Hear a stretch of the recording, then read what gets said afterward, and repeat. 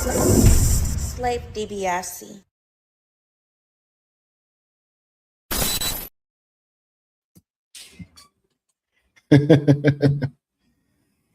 Ladies and gentlemen, good folks, good blurs, good hip hop, black culture of all ages. This your boy, Slave DiBiase, aka Slathaniel Richards, aka Tony Spark, aka Victor Von Slay. And this is another live episode of the Offenders Initiative podcast. All my stoneheads, all my true offenders, all my true supporters who pull up and have this session with me every time I pull up. Thank you for what you do. Don't forget to like, comment, and subscribe, because without you, I wouldn't know that what I'm doing, you like seeing me do. You know what I'm saying? So thank y'all, man. All right. We're gonna give a little time for everybody to pull up in here. How y'all doing today, man? For today's session, I got some caramel apples once again, but I think I'm about to open up this peach parfait. I'm right at the last little bit of it. Y'all see this? Peach parfait, total cannabinoids, 91.63%, total THC, 88.82%. This is that pure oil, y'all. This is that pure oil right here, man. You know what I'm saying? Peach parfait comes in the minis. Where I got it from that man up the street. Anyways, all right. So we're gonna break into a little bit of that. And I still got some of the caramel apples. You know what I'm saying? Caramel apples, y'all. Bam. Y'all see what that is? This is for relaxation and focus. 2 G's, 89%.42. You know what I mean? Y'all see what it is, man. Y'all know what it is. Get your bong, get your joint, get your blunt, whatever you're going to do, roll up, light up, and let's get into it.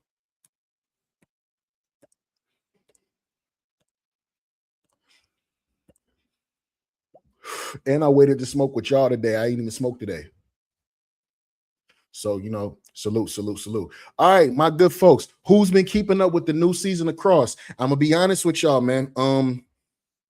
Cross season 2 might be a step back from the greatness of Cross season 1. It's a little slow, and y'all know how I am, man. Like, if I'm having trouble with catching on to something and they keeping my fucking interest, I'll leave it after watching 2 or 3 episodes if don't shit change. So I'm not gonna lie to y'all. I'm gonna give Cross season 2 about 1 more episode to get somewhat hot. And if it doesn't, and it ends up being weird like how it's been, I'm just gonna go ahead and move on to another show. We will move on to another show. But episode 4 did premiere today. I watched it. We're gonna have a little reaction to it, y'all. This is by way of Digital Mafia. Give them a subscribe and a like, and let's get into it, y'all.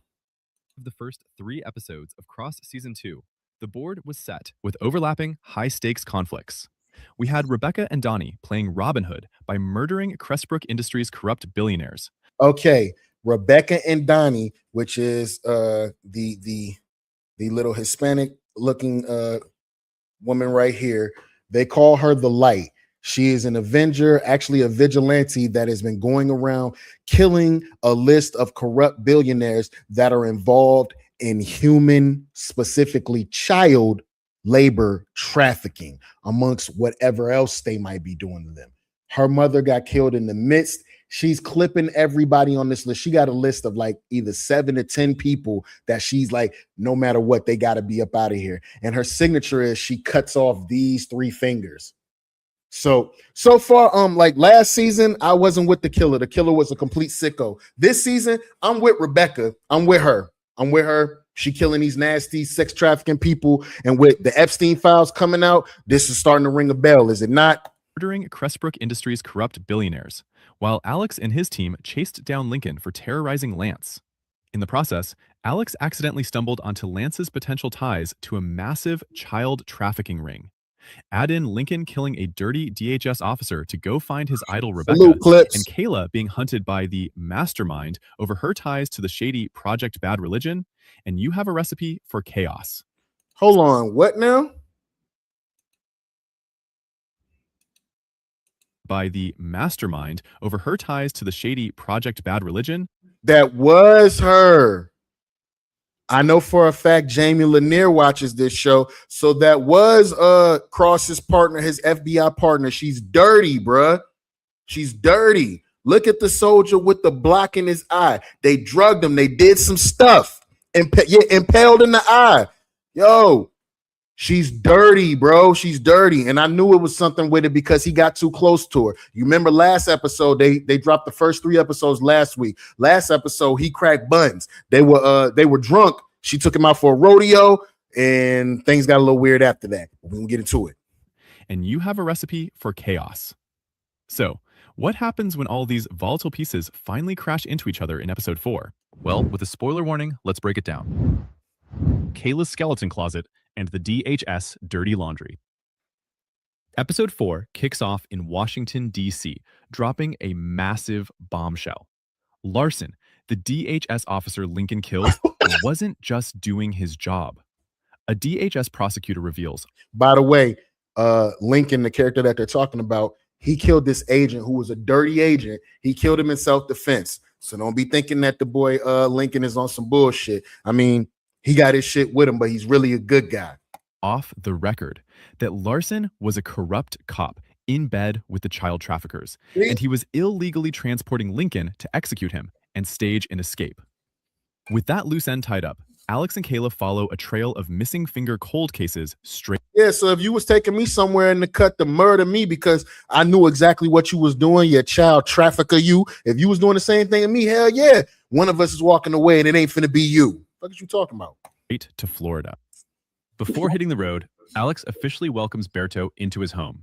While Damon plays it cool, Janny is all in. That is 1,050% cap. Neither one of these kids liked when the little Hispanic boy rolled up there and the child services lady come up to the house and gonna tell Cross, well, you have now been adopted. You now have taken this child into your own. I'm not exaggerating. That's exactly how that lady sound. You have now taken this child into the way of your own. Nobody is ever just taken in an undocumented. This child is undocumented. He's a Mexican. He crossed over the border. And he's undocumented. He's an illegal alien, as they call him, right? Now, every child deserves to live the kind of life that they want to live. And this boy is in this country. Cross has done a noble thing by taking this boy into his home until they find another spot for him. But who knows? He might end up staying there. But let's not fake. These 2 kids, they did not like it. Their face was toe up and all. Hey, man, who is this? Bringing somebody all into our home. So then, my man right here, young boy, he had to look like, yo, bro, he don't even speak English. What we supposed to do here? She know how to speak a little Spanish. She looked at them like, yo, y'all don't know how to study? Like, you know what I'm saying? I got you. But she did make them feel welcome. But initially, their faces was tore up. I don't care what nobody say. Brushing up on her Spanish to welcome her new foster brother. Meanwhile, in Florida, Kayla's shady past is catching up to her fast. She meets up with Trey, who introduces her to a slick crew of restaurant-based.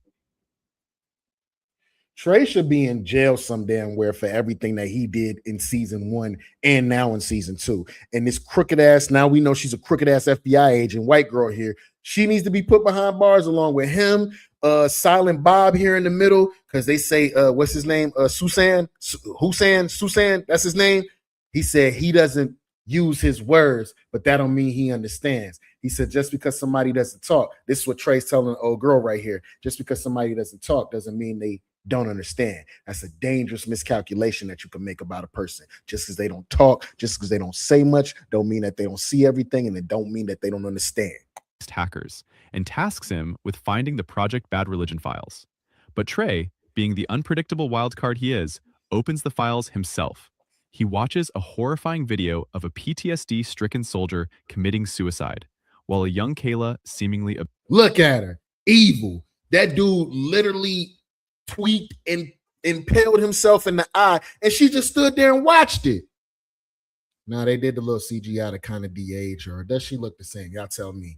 But yeah, this was crazy. I think they injected my man with something because they had him doing a test where they were taking these shapes right here and putting them into the corresponding blocks.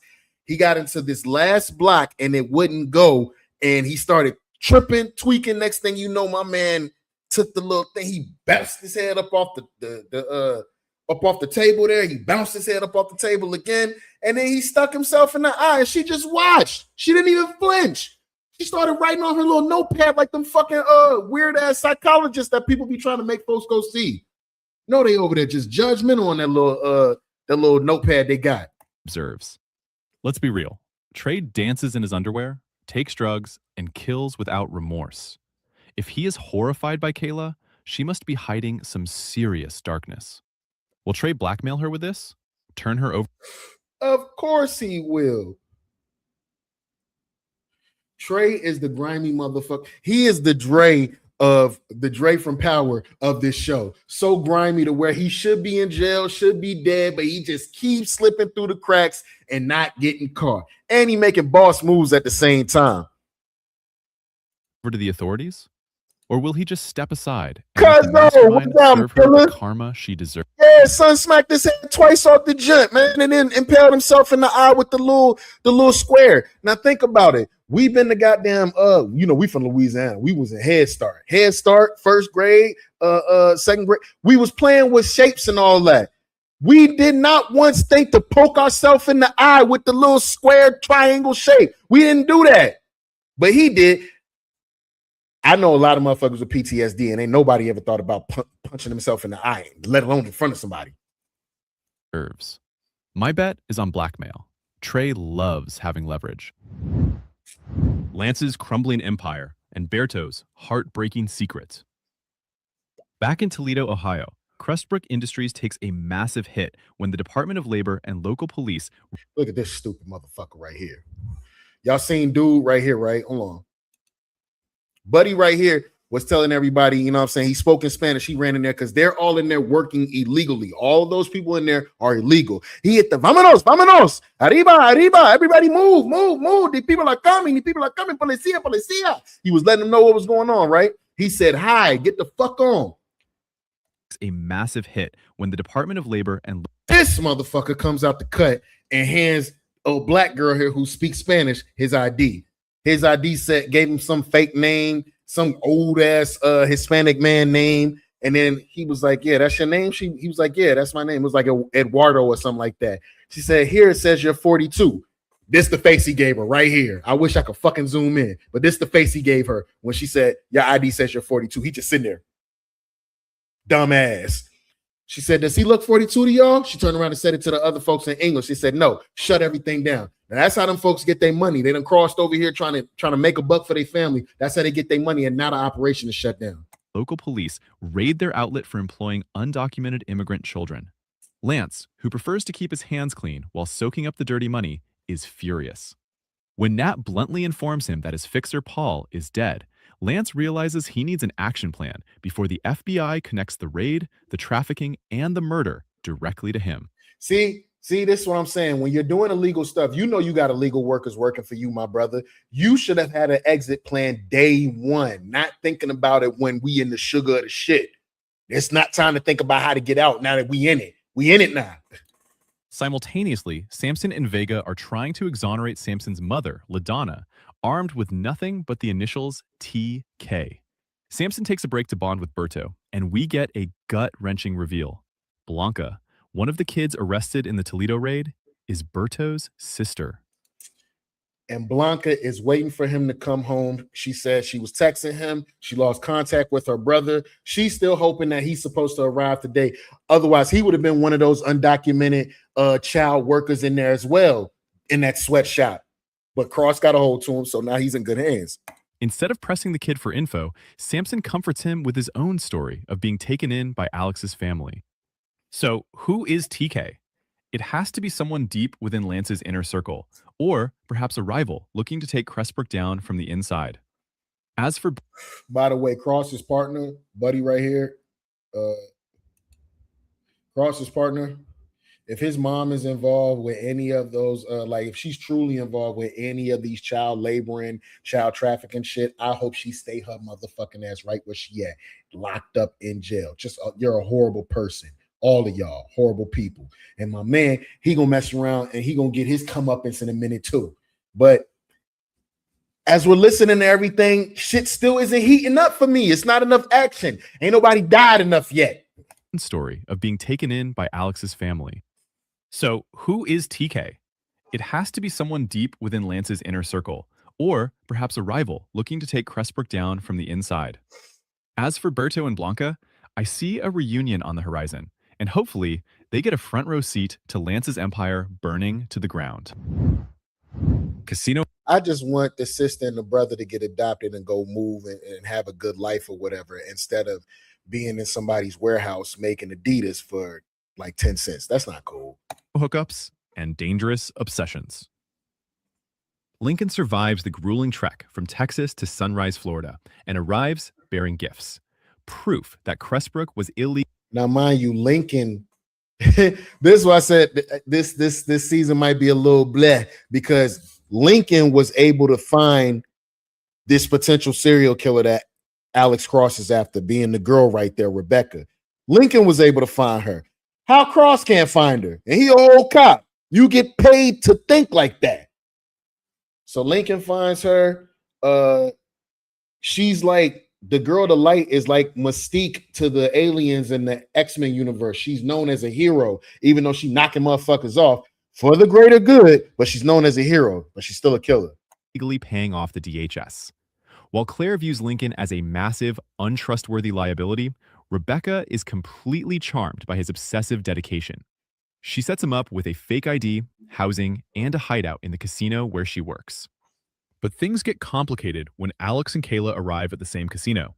Rebecca tries to read Alex on the floor, but right here, she pulled up on him at the blackjack table. My girl threw on a wig. She had a whole Southern accent and all that. You couldn't tell where she was from, trying to fish for news from Cross. And Cross told her, hey, I'm here for a bachelor party, nothing more, nothing less. But he remembered her face. You never want somebody to remember your face. Gets the cold shoulder. What does she do next? She heads straight to Lincoln's room to get physical. It seems Rebecca has a pattern of sleeping with the nerds who worship her. Perhaps it's narcissism, or maybe she just finds their shared misery comforting. Meanwhile, Alex and I ain't gonna lie. Lincoln cracked her buds pretty quick, bro. Like, he literally only knew her for like 72 hours, and she got that man a room, a new name, a passport, cracked buns in the presidential suite at the casino hotel where she worked at. He cracked buns. She knew him for 72 hours. comforting. Meanwhile, Alex and Kayla finally deduce that Lincoln has an accomplice, and then they decide to hook up too. Timing is everything, and these detectives have terrible timing. Are Alex and Kayla going to let their newfound romance cloud their professional judgment? Well, my thing is that's not all we got to worry about. Kayla is a part of a whole dark operation that's, I'm pretty sure, is illegal and all of that. What is Cross going to do when it comes time to arrest her? There's no way she's walking out of season 2 unarrested. I might have just made a word up there. Unarrested. And Rebecca's attraction to Lincoln feels like a classic manipulation tactic. Keep your most loyal pawns as close as possible. A fatal case of never meet your heroes. The climax of the episode hits a tragic note. Claire and Donnie give Rebecca an ultimatum. Stay away from Lincoln. If the feds catch him, he'll talk and stay away from Lincoln. They had to remind her, yo, he went over there and got your little kunata wet. He left you with a wet ass and it got you forgetting the motherfucking mission. Nothing's bigger than the mission. These are your rules. So her team had to tell her, you let dude get too close within this small window of a matter of hours. You know what I'm saying? He knows too much. He's got to go. Because if he get caught, the feds done caught up to Lincoln 3 different times already within like 1 or 2 episodes. Caught up to him in 3 different cities. They said if he gets caught, he might talk. You got to take him out. Now, she done promised this man a brand new life. Now she got to take him out because she realized nothing's bigger than the mission. That's sad. ruin the anti-Crestbrook crusade. But if he dies, the feds will consider the case closed. Rebecca, catching genuine feelings, or at least treating him like a favorite pet, hesitates. But when Alex's eagle eyes spot her on the CCTV footage, the hunt is on. Rebecca manages to slip away to Lincoln's room. Realizing the noose is tightening, she decides she can't let her emotions ruin the mission. She goes to kill him, and in a deeply twisted moment, Lincoln understands and willingly lets his God I hated this was the most terrible writing ever. My man hit the mi amor, mi amor. I understand the mission. I understand. But it cannot be you. It cannot be true. I have to commit unaliving myself. I hate that I even had to say that word. My man said, let me get the gun. I'll shoot myself because if I die, they'll think the case is closed. And I need for them to know, or they want her to know, or she wants the cops to know that she's still out there. You can't catch me, but I'm still out there. And the mission's not done. This and his life. Alex and Kayla find the body, but Rebecca and Donnie are already in the wind. Was Lincoln's death actually necessary? Alex and Kayla already know what Rebecca looks like, and the feds do too. Killing Lincoln feels like a dramatic, futile gesture that won't stop the investigation at all. In fact, I theorize Lincoln might have left a dead man switch, a final cache of evidence that will blow Rebecca's operation wide open now that he's dead. Nah, I don't know about that, bro. That's a good thing. I don't know about that. Like, I don't know. Hold on, Jamie. You watch this show. Do you feel like he has some other information in the cut? He was on her too hard for him to go out like that, to have some information to ruin her just in case something happens to him. He was trying to run away with her. So I don't know if that's even like that. You know what I'm saying? I don't know. This episode was a little emo for me, man. Not enough people died, not the way that I wanted them to. But everybody was getting their buns cracked, though. Thank you for watching this video. And again, salute to Digital Mafia. We appreciate that. Y'all tell me in the comments, man, how y'all feeling about that episode, man. If you've been watching the new season of Alex Cross with Aldous Hodge, you know what I'm saying? How y'all feeling about it? Is it heating up? Is it a little too slow? Is it pulling a Night of the Seven Kingdoms where we gonna look up and maybe the next episode is gonna be that? I don't know, man. Y'all let me know. But moving right along.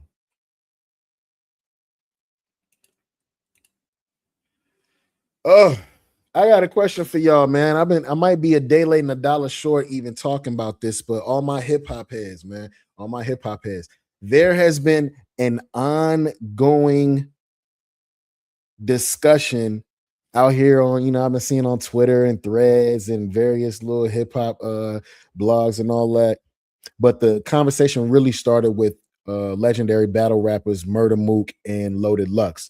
There's been an ongoing conversation of what it would look like if Lloyd Banks and Fabolous jumped in the ring and battled. How many of y'all watch battle rap? I know it's a weird thing, right? It's a weird thing. I used to read really, really big into it. I know the style of battle rap that they're speaking of, how they do it nowadays. Yeah. This has been an ongoing little situation, man. Who y'all got? All my folks that grew up on that old G Unit and that old Desert Storm, that old Fabolous, you know what I'm saying? Back when he used to spell his name every time he rapped, Fabolous, Desert Storm, my chip too fixed, all that. So I'm gonna let y'all see something. Let y'all see something right quick. And we're gonna break down. It's a little freestyle that Loaded Lux and Murder Mook did as to their reasonings as to who they would have, and then I'll tell you who I have. By the way, if you're still smoking, man, tell me what you're smoking in the comments. All right. Obviously, this conversation has been going on since 2022 over here. These guys have been talking about this situation. Salute to the Ultimate Rap League, man. I like the URL is the standard for battle rap, but let's get to this conversation these young men are having. Matter of fact, we can watch the whole thing from right here. Fab versus Banks. I got Banks. I sit in that thing. I walk that thing with Banks, and Fab get busy. But in that face to face, Fab is sweet. I'm telling you. So they've been having this conversation since 2022. Lux feels like G Unit Lloyd Banks will get Fabolous out of here. How y'all feeling about that? If they battled, not who makes better songs, not who raps better. If they battled, who do y'all think will win? If they battled something like this. Word up. What fifth? I think it's the sixth. No, it's the seventh. Nigga, you ain't with that. You waiting, Jack? Look, man, I put all my faith in that. I know 50, he probably somewhere cooking up a crazy track. Oh, what? came on a crazy track. They trying to make this match. Now he talking about 50 cooking up a crazy track. This is coming on the heels of Fabolous just got in the booth and actually dissed 50 Cent. Him and the rest of his podcast mates, Jim Jones, Mano, and Dave East. They had a thing called a squatters freestyle because 50 called them squatters and they didn't pay their bills at the place they shoot their podcasts and all of that. It's a whole thing. We talked about it before, but yeah, they talking about setting this match. Let me see. Fab rapping for 50 Cent? I can't bang on that. Nigga, Fab probably just want to know where the money at. Bro, we got Banks for that. So on stage, face to face versus Banks, no, that man ain't gonna be up there rapping for shorts. Now, that's for sure. Yeah, Imagine him rapping at all. nigga, you capping. Oh, it's a different type of action involved. His style is addressing niggas, but that's on wax. Might not want that scratch on his jacket. This ain't that kind of war. Wait, so let me ask. You saying he don't think what we do is fashionable? Nah, let's go back to what Lux just said. Your man Fabolous might not want to step in the ring because he doesn't want that kind of scratch on his jacket, meaning if Banks beat him, he'll no longer be known as one of the nicest in New York. Or it could be because for the longest, and it might still be that way, the guys from the industry feel like the battle rap thing is kind of nasty work. Like it's not fashionable. You know what I'm saying? Like y'all do that, but I make records and make money. Y'all just battle. That's what you thought? Yeah. Nigga, why wouldn't he want to battle? It's a fabulous sport. Because he ain't got a track to support. He ain't got the engineer at the mixing and mastering board, tap and record. He can't bring it back after a four. He gonna have to perform. Ain't no punching in, bring them punches out. Nigga, you're bugging out. Fab got punches with substance. And in fact, when Banks first came out, the world felt like Banks took Fab shit from him. You don't believe that truthfully. Look, between you and me, I thought to myself, when Banks heard Fab spell his name, I'm like, oh, you think that's where you should be. That was fire. That was fire. For Lux to tell him, your man Fab, this ain't like being in the booth. You can't just punch out and punch in. I messed up that part. Let's take it from the top. You're going to actually have to get in there and perform. Now, if anybody knows, Lloyd Banks is the lazy rap out of the two of them. I'm just saying, that's just something I noticed. Bottom line, nigga, I think Fab would kill Banks. Word, I'm starting to think you still dream. That right there? Nigga, you taking shots. You are, but this is where I go to. Fab can't hold him. Nigga, you heard Banks up and Flex. What? Stepping over old frames and 40 below Tims. 50-man entourages with no grins. Everything but a rocket launcher, the Rogue's Grim. Yeah, I remember. Tell home spin. How you gonna win? Huh? Come on, Shit. come on, man. He gonna have to bring them punches out. But once again, you bugging out. 'Cause I know you remember when Fab said they couldn't knock me, so they had to go another round. White sheets over you for helping undercovers out. Like Thanksgiving Day, slide past your mother house. We gonna pull them ovens out. Boy, nigga stuffing out. Just from that alone, they can get in the ring if they wanted to. We'll never see this, I'm sure. We'll never see this, but they could get in the ring if they definitely wanted to. It would be fire. Watch your fucking mouth. I'm just saying.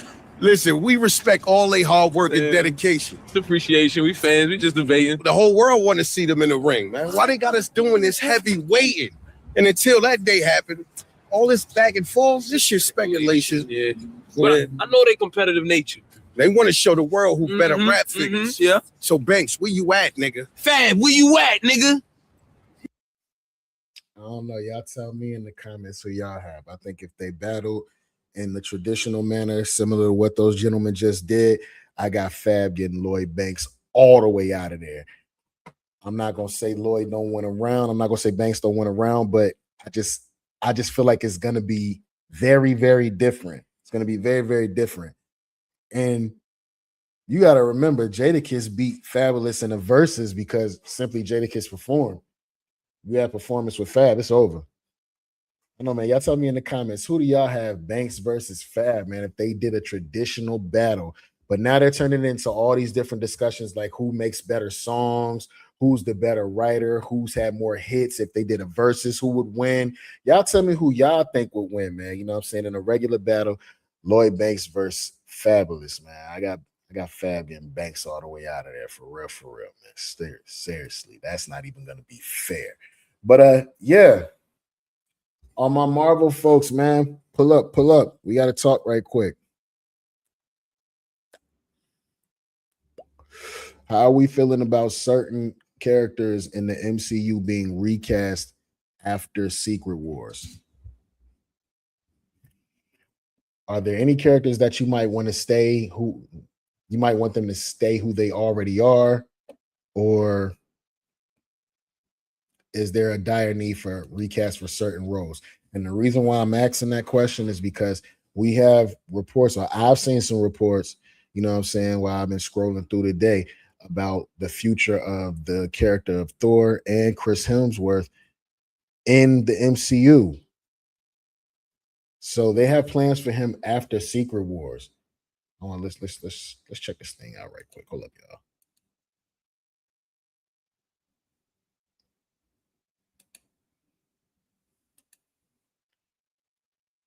This is by Everything Always. Of course, we love everything that they do. Give them a like, comment, and subscribe. Let's get into it. Started shooting on Avengers Doomsday, Chris Hemsworth came out on social media at the beginning of his shooting and penned what a lot of fans thought was a goodbye to both the fandom and the character. Now, as it turns out, and in the wake of rumors that Thor may die in Avengers Doomsday, there's been many confirmations that his character is sticking around. And Kevin, oh, we're killing Thor? What in the whole hell is going on, man? We're killing Thor? If they don't write that the right way, that is going to be super duper stupid. Feige even recently said that Chris Hemsworth is in his prime and he could see him playing Thor in the MCU for many years to come. Well, according to Chris Hemsworth today, that's exactly what's happening, and he's now confirmed that they have plans at Marvel beyond Avengers Secret Wars. We're going to break down exactly what he said, what Kevin Feige even added in, and what we already know about Thor 5 because of 2 years of reports about it being in pre-development at Marvel Studios. But first, if you could grab the subscribe button. We do daily Marvel content at the channel. That's all we do. If you're into that kind of thing, hit the sub button, leave a comment down below. It's the best way to support us. Plus, it enters you for the giveaways if you want. How many of y'all people actually like that movie, Thor: Love and Thunder? I won't judge you. You can tell me the truth. Stick around at the end of the video. We get into all the giveaway stuff again there. Okay, so Chris Hemsworth was on the Smart List podcast, and as I've said real recently, it's fun when anybody in the MCU does a press junket for any other film. Eventually, they're going to get asked about Marvel movies. In this case, it was no different. And he revealed that there are plans at Marvel confirmed for Thor going past Avengers Secret Wars, and that they've got a couple of movies left. He said, quote, "We've got some ideas to do something pretty unique again and hopefully be different." And when he says be different, let's face it, guys, we know exactly what he's talking about. Now, Kevin Feige, as I mentioned during the prologue, has said a lot about Chris Hemsworth in the role of Thor, and said that because audiences expect such a dramatic turn with his character now going forward, it opens up the doors to the possibilities for what they can do with Thor 5. I personally think, could we see Rune King Thor? Oh, yeah. Y'all know what I'm talking about. Could we end up seeing Rune King Thor in the MCU?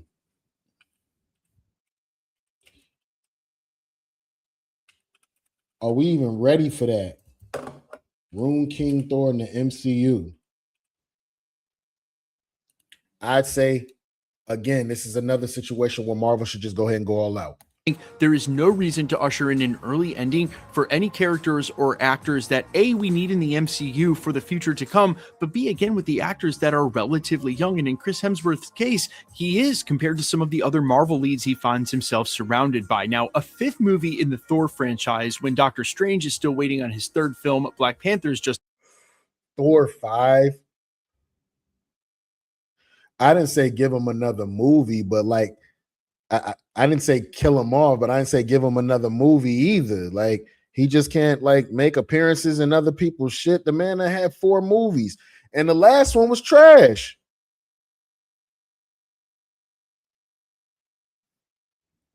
He's starting to his Thor's like track record with his movies. This shit is starting to sound like what Jay-Z said about Nas albums. Let's start with 2. 2 of them shits was due. One was the other was ill. Yeah, it's starting to sound like that. Because Thor 1 was fire. Thor 2 was Thor Ragnarok was crazy. That was fire. And Love and Thunder was trash. Nah, he might need a 5th movie because, yeah, just to bring that back, he might need a 5th movie because, yeah, he ain't had a good. a good track record. We might just need a Thor 5 to redeem him from the slop that we got before.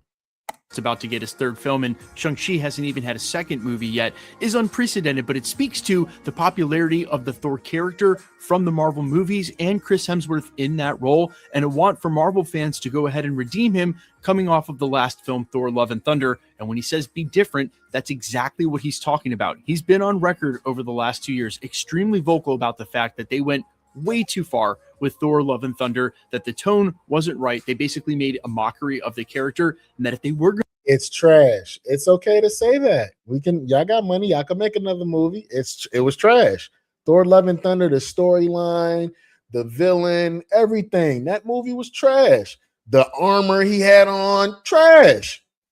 going to come back, they would have to do something different, much more serious tone, not maybe all the way back to Dark World Thor, but something a lot more along the lines of old school Thor or from Thor Ragnarok, where he was sure-footed in making jokes, but not at the expense of himself and not playing himself like an absolute fool like he did in Thor Love and Thunder. Speaking of which, one of the things that we know absolutely confirmed is that Taika Waititi will not be back to direct Thor 5. So if there were any... Thank you.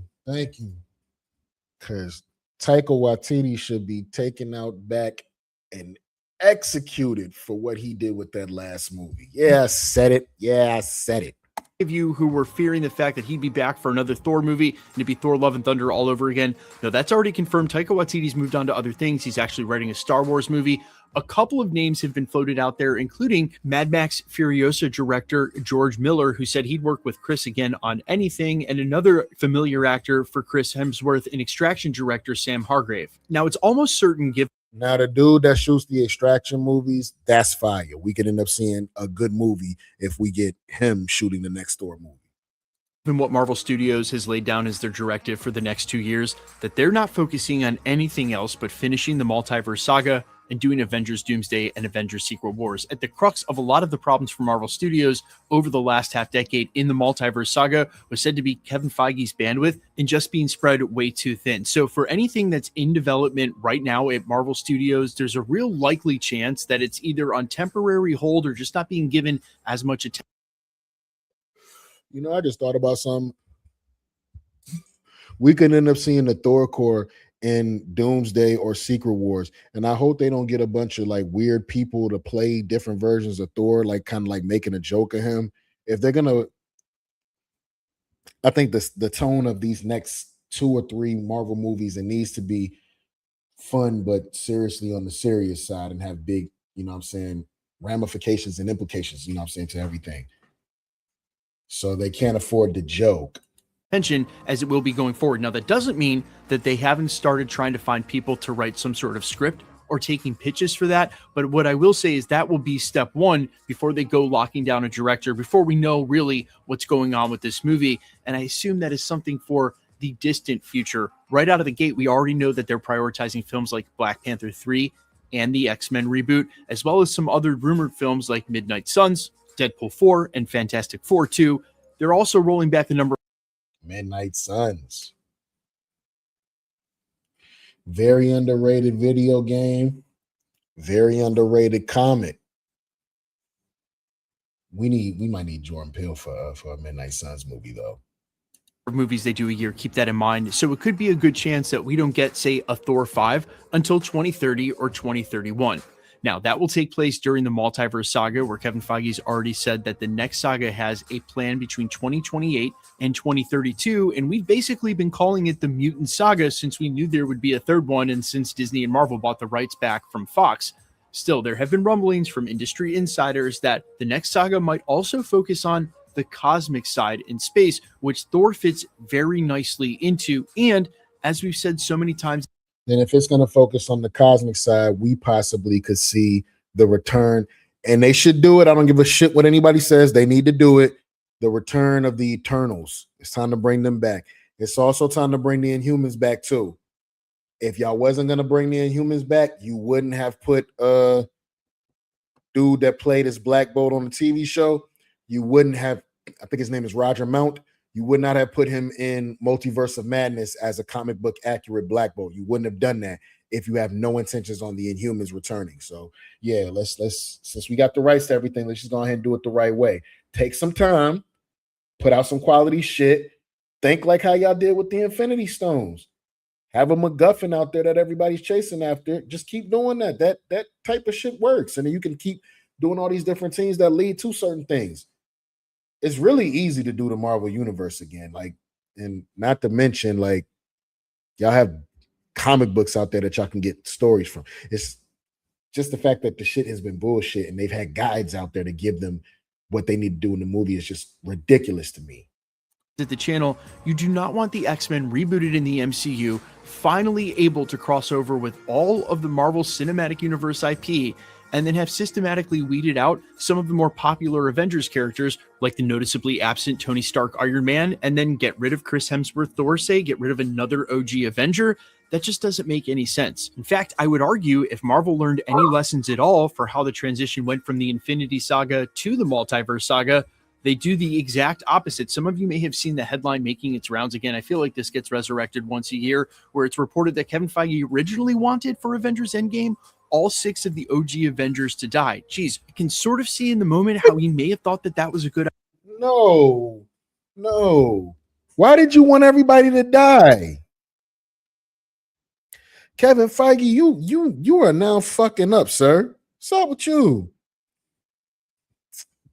You have to have fantastic writing in order for us to figure out why Victor Von Doom looks like Tony Stark, let alone to have the proper writing to explain why you killed all of the OG Avengers.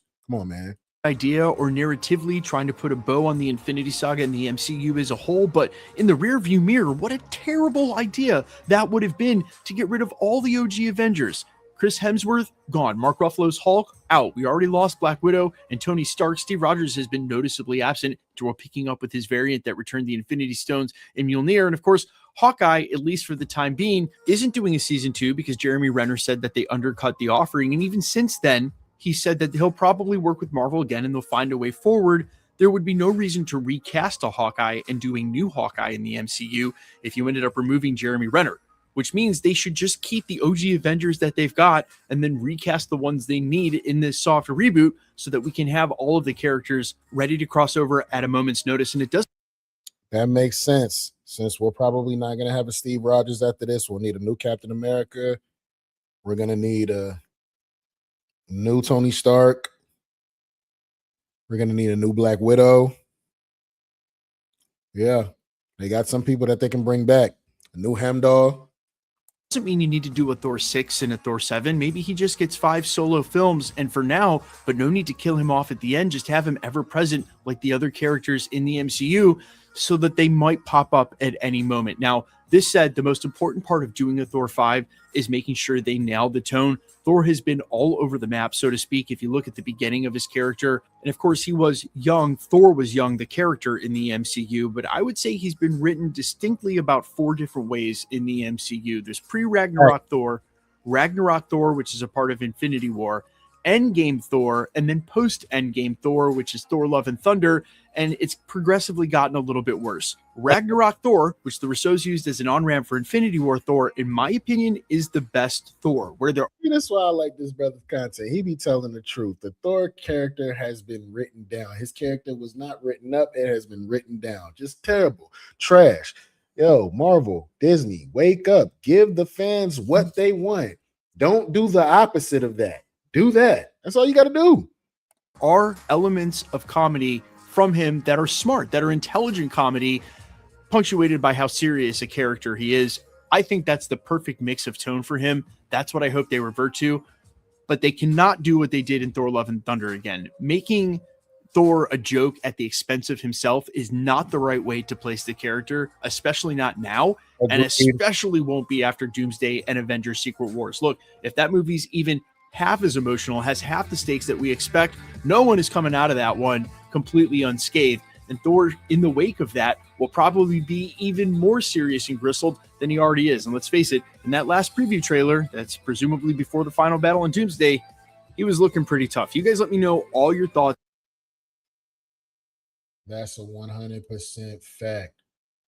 Thor was looking a little grizzled. in that last trailer, man. But y'all tell me, are we ready to see another Thor, or do we just want to keep the Thor that we already have? Are we gonna see Rune King Thor? Matter of fact, y'all don't know who Rune King Thor is. Let me show y'all a little something. So how Rune King Thor appear in Avengers Doomsday? According to leaks, it all happens in the final act. Doom will take down several superheroes and eventually face Thor, but Thor loses badly, completely crushed. Doom is even about to finish him off. That's when Loki jumps in to save his brother. But tragically, Doom kills Loki right in front of Thor. Watching his brother die, Thor feels powerless, broken, and filled with rage. And in that moment, Thor realizes the only way to avenge Loki is to unlock a greater power. This is where he transforms into his ultimate form, Rune King Thor. By the time we reach Secret Wars, Rune King Thor will stand as one of the only heroes powerful enough to face Doom and take revenge. So how Rune King Thor appear in Avengers Doomsday? Do y'all see that white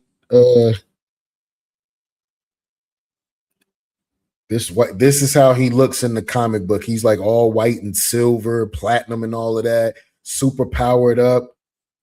Now, what I think we could end up seeing is it might be a reverse, how we saw Loki die in front of Thor. Doom might actually kill Thor and send him to Valhalla, and then he comes back from Valhalla to real life. Oh man, it's so many crazy ways that they could do this, man. But yeah. Thank y'all for pulling up to the sesh, man. I'm definitely fried down and laid to the side. This has been another good one. Y'all tell me in the comments again what you're smoking on today. What was the strain of the day? We have Fab versus Banks. Who y'all think will win in the battle? We saw about the plans that they have for Thor's character after Secret Wars, and was or is Cross season 2 a little bland. They might need some sazon to bring it up, because this storyline with him and old girl, it ain't hitting. Y'all tell me in the comments, man. It's your boy Slave DiBiase. Thank y'all for pulling up. The Steel Fenders Initiative podcast, and we out.